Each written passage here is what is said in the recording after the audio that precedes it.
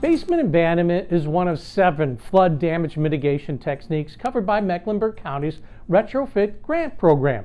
These techniques are designed to reduce the impact of a flood to a building and to reduce the annual flood insurance premium for the building.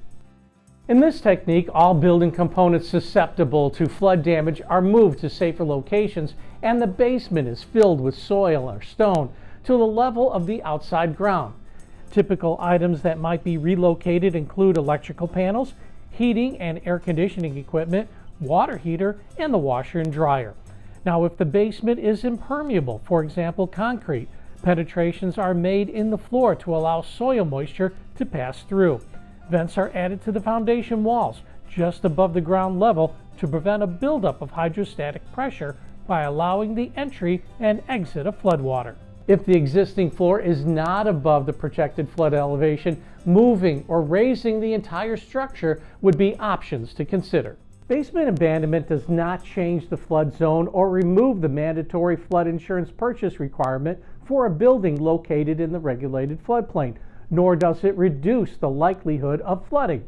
It can reduce the flood insurance premium for a building by shifting the reference elevation for a flood risk from the basement floor to the next highest floor. In the project described in this video, homeowner Jane Cantello combined basement abandonment with the addition of soil backfill around her house to reduce the impact of a flood and change her regulatory flood zone. I'm in real estate, and I kept watching this particular 100-year-old house not selling.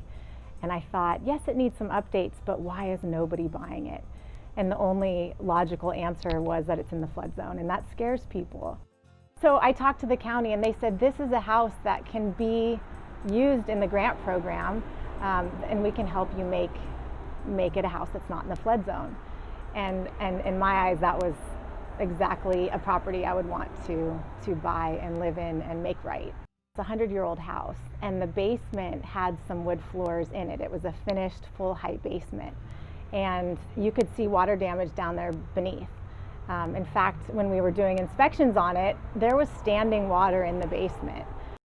The best option for this lot in particular, they said 2 things. The county said you can either tear it down and start over, and which wasn't an option for me because I'm an idealist and it was a beautiful house that I wanted to save.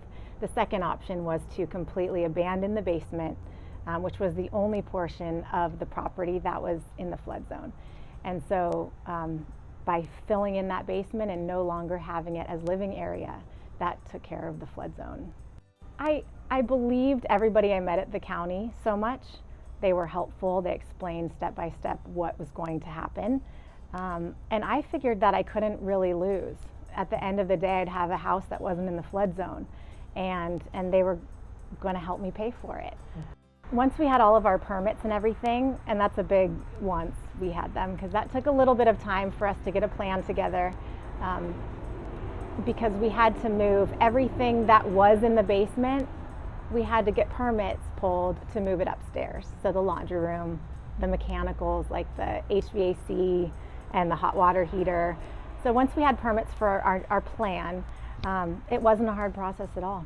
A huge expense was the 28 dump truck loads of gravel that we had to have put down into the basement to fill everything up.